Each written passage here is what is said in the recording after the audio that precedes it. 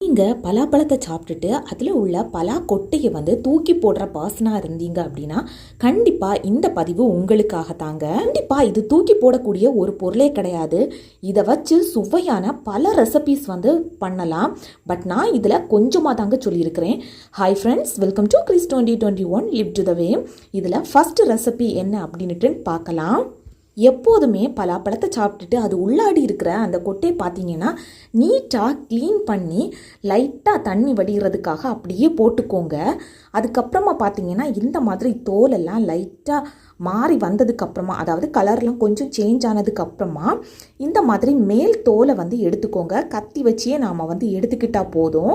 அதுக்கப்புறமா பார்த்தீங்கன்னா நைட்டு நீங்கள் இதை ஊற போட்டுக்கிட்டு வேக வச்சிங்க அப்படின்னா ஈஸியாகவே இது ஒரு 2-3 வெசில்லே பார்த்திங்கன்னா வெந்து வந்துடும். இல்லை உடனே எனக்கு வேக வைக்கணும் அப்படின்னுட்டுனால ப்ராப்ளமே கிடையாது. ஒரு 5-6 விசில் மட்டுமே நீங்கள் வச்சு எடுத்துக்கிட்டால் போதும். பட் நான் இன்றைக்கி பார்த்திங்கன்னா இதை நீட்டாக தோல் எடுத்ததுக்கு அப்புறமாகட்டும் நான் ஒரு 3-4 தண்ணி நீட்டாக க்ளீன் பண்ணி அதுக்கப்புறமா பார்த்திங்கன்னா இந்த மாதிரி ஊற வச்சு எடுத்துக்கிட்டேன்.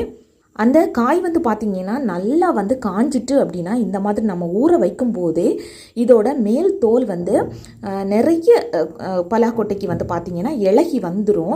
பட் இது பார்த்திங்கன்னா கொஞ்சம் பச்சையாக இருக்கிறதுனால 1-2 மட்டும்தாங்க இலகி வந்துச்சு. ஸோ அது பிரச்சனையே கிடையாது. நல்லா ஒரு குக்கரில் போட்டு வேக வச்சு எடுத்துக்கோங்க.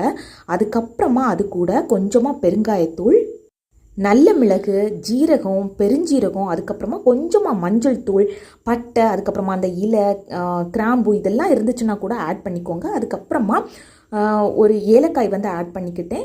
அதுக்கப்புறமா காரத்துக்கு ஏற்ப மிளகாய்த்தூள், அதுக்கப்புறமா ஒரே ஒரு ஸ்பூன் பார்த்திங்கன்னா சிக்கன் மசாலாவும் நான் ஆட் பண்ணிக்கிட்டேன். உங்ககிட்ட மசாலா இருந்துச்சு அப்படின்னா அதை கூட ஆட் பண்ணிக்கோங்க. ரொம்பவே ஃப்ளேவர் சூப்பராக இருக்கும்.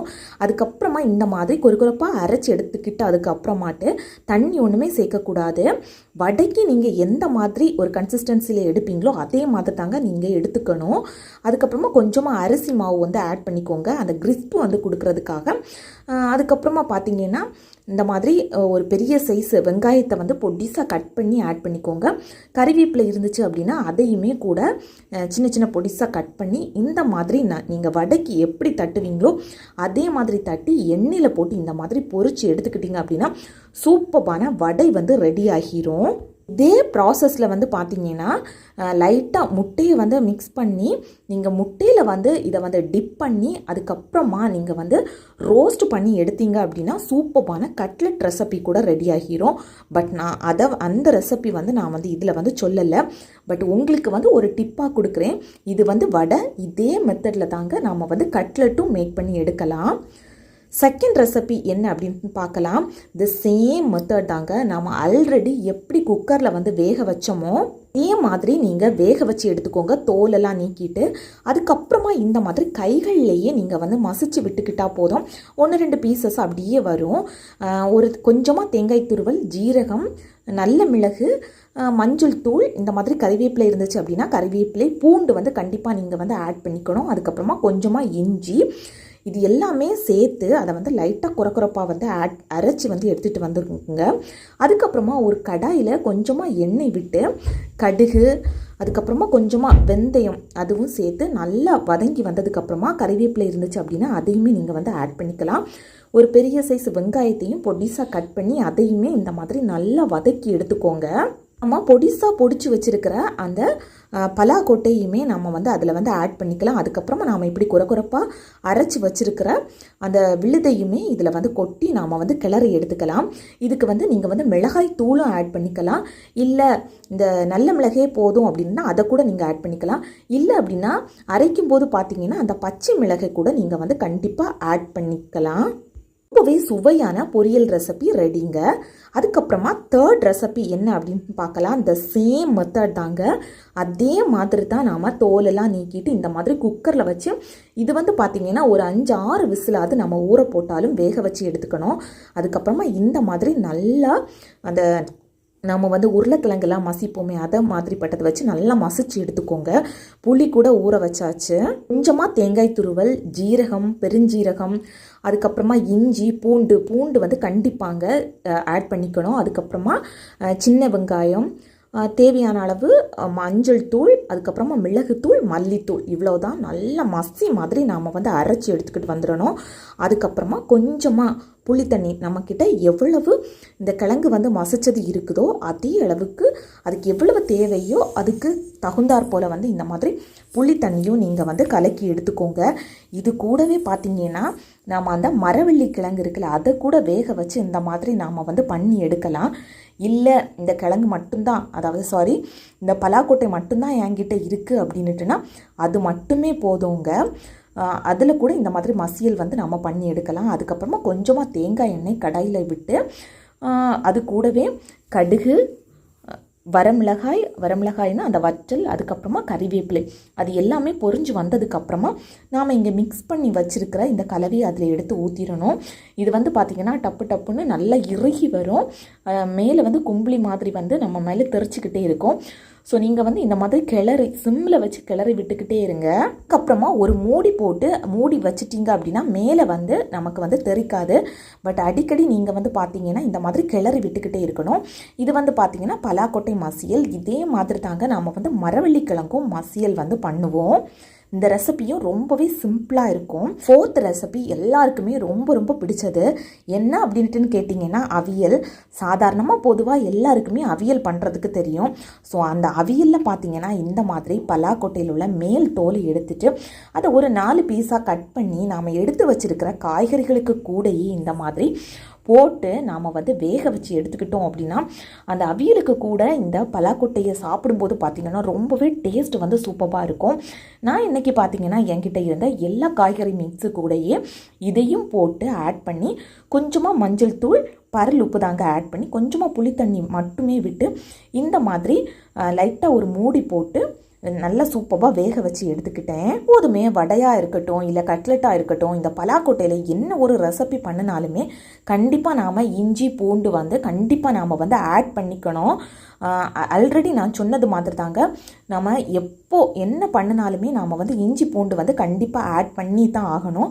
அதுக்கப்புறமா இதுலேயும் பார்த்தீங்கன்னா குறைப்பாக நாம் வந்து அடித்து எடுக்கிறதுக்காக தேங்காய் துருவல், பூண்டு வந்து ஜாஸ்தியாக ஆட் பண்ணிக்கணும்.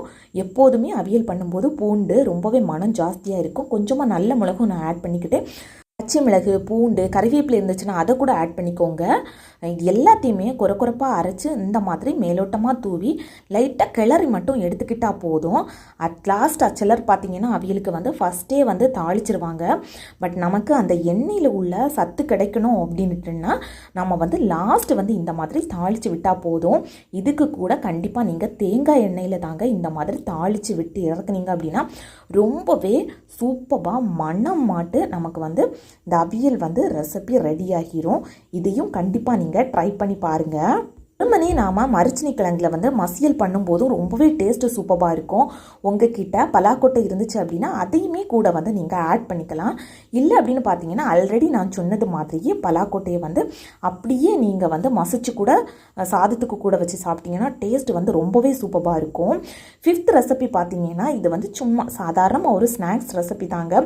பிள்ளைங்களுக்கூட நீங்கள் இந்த மாதிரி வேக வச்சு கொடுத்தீங்க அப்படின்னா அவங்க பாட்டுக்கு எடுத்து சாப்பிட்டுட்டு போய்கிட்டே இருப்பாங்க. ஈவினிங் வந்து டீக்கு கூட இதை வந்து வச்சு சாப்பிடலாம். அதுக்காக தண்ணியை வந்து நல்லா கொதிக்க வச்சு கொஞ்சமாக உப்பு தேவையான அளவு ஆட் பண்ணிக்கோங்க. இந்த மாதிரி உங்களுக்கு எவ்வளவு பலாக்கொட்டை தேவையோ அதை நீட்டாக வாஷ் பண்ணி இந்த மாதிரி போட்டு வேக வச்சு எடுத்துக்கோங்க. வெந்திருக்கா அப்படின்ட்டு பார்க்குறதுக்காக கத்தி வச்சு லைட்டாக குத்தி மட்டும் பார்த்தா போதும்.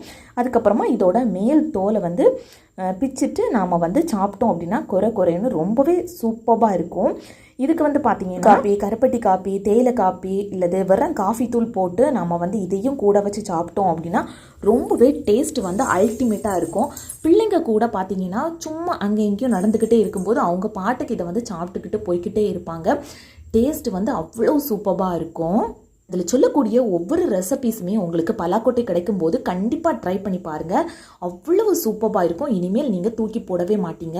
6th ரெசிபி என்ன அப்படின்ட்டு பார்க்கலாம். அதே மாதிரி தாங்க ஆல்ரெடி நான் ஃபஸ்ட்டு சொன்னது மாதிரியே இந்த மாதிரி நீங்கள் வந்து வேக வச்சு எடுத்துக்கணும்.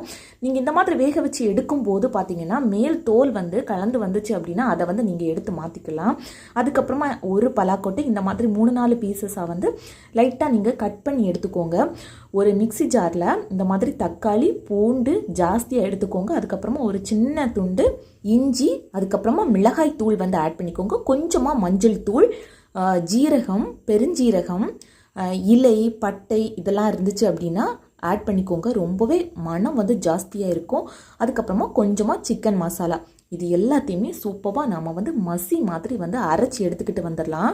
அதுக்கப்புறமா இங்கே பார்த்தீங்கன்னா ஒரு கடாயில் நல்லா சூடானதுக்கப்புறமா தேங்காய் எண்ணெய், கடுகு, வெந்தயம், அதுக்கப்புறமா வரமிளகாய், கறிவேப்பிலை இருந்துச்சு அப்படின்னா அதையும் ஆட் பண்ணிக்கோங்க. என்கிட்ட இல்லை, அதனால நான் வந்து ஆட் பண்ணலை. அதுக்கப்புறமா ஒரு பெரிய சைஸ் வெங்காயத்தை கட் பண்ணி ஆட் பண்ணிக்கோங்க. அதுக்கப்புறமா தக்காளி, இது எல்லாமே நல்லா மசிஞ்சு வந்ததுக்கப்புறமா ஒரு 2 பச்சை மிளகாயும் நீங்கள் ஆட் பண்ணிக்கோங்க. நாம் அரைச்சி வச்சுருக்கிற பேஸ்ட்டை வந்து அதில் விட்டு நல்லா அதோட பச்சை வாசனை வந்து போகிறது வரைக்கும் நல்லா கிண்டி எடுத்துக்கோங்க. அதுக்கப்புறமா நாம் வந்து ஆல்ரெடி வேக வச்சுருக்கிற அந்த 3-4 பீஸாக நாம் வந்து கட் பண்ணி எடுத்து வச்சுருக்கிறோமே, அதை வந்து பார்த்திங்கன்னா இதில் எடுத்து கொட்டிக்கிட்டால் போதும். ரொம்பவே கமன்னு ஒரு இறைச்சி குழம்பு சாப்பிட்றது மாதிரியான ஒரு டேஸ்ட் வந்து கொடுக்கும். குழம்பு பார்த்திங்கன்னா உங்களுக்கு ரொம்பவே வத்தி வேணும் அப்படின்னா ரொம்ப வத்த வச்சு எடுத்துக்கோங்க. இல்லை கொஞ்சம் தண்ணி மாதிரி வேணும், கிரேவி மாதிரி வேணும் அப்படின்னா அதுக்கு ஏற்றது மாதிரி நீங்கள் எடுத்துக்கலாம். ரொம்பவே டேஸ்ட் வந்து சூப்பராக இருக்கும். இது வந்து பார்த்திங்கன்னா டிஃபனுக்கு கூட வச்சு நீங்கள் சாப்பிட்லாம். அட் லாஸ்ட்டாக 7th ரெசிபி என்ன அப்படின்ட்டு பார்க்கலாம். இது வந்து நான் இதில் உங்ககிட்ட காட்ட போகிறது கிடையாதுங்க. இங்கே வந்து அடுப்பு இல்லாததுனால ஜஸ்ட் நான் உங்ககிட்ட சொல்கிறேன். நம்ம வந்து விறகு அடுப்பு இருக்கோம்ல, அதில் வந்து அதில் இருக்கிற தீயில வந்து பார்த்திங்கன்னா இந்த பலாக்கொட்டையை எடுத்து போட்டு நாம் வந்து சுட்டு சாப்பிட்டோம் அப்படின்னா ரொம்பவே டேஸ்ட் வந்து டிஃப்ரெண்ட்டாக இருக்கும். நம்ம இந்த மரிச்சினி கிழங்குலாம் சுட்டு சாப்பிட்றது மாதிரியான ஒரு டிஃப்ரெண்ட்டான டேஸ்ட்டாக இருக்கும். சொன்ன ஒவ்வொரு ரெசிபீஸுமே உங்களுக்கு பிடிச்சிருக்கும் அப்படின்ட்டு நினைக்கிறேன். பிடிச்சிருந்துச்சு அப்படின்னா லைக் பட்டனை ப்ரெஸ் பண்ணிக்கோங்க. இது தான் நம்ம சேனலை ஃபஸ்ட் டைம் பார்க்குறீங்கன்னா சப்ஸ்கிரைப் பட்டனை ப்ரெஸ் பண்ணிவிட்டு கூடவே பக்கத்தில் இருக்கிற பெல் ஐக்கானை கிளிக் பண்ணிக்கோங்க. கண்டிப்பாக இந்த ரெசிபீஸை நீங்கள் செய்து பார்த்துக்கிட்டு எப்படி இருக்குன்னு கமெண்ட்டில் சொல்லுங்கள்.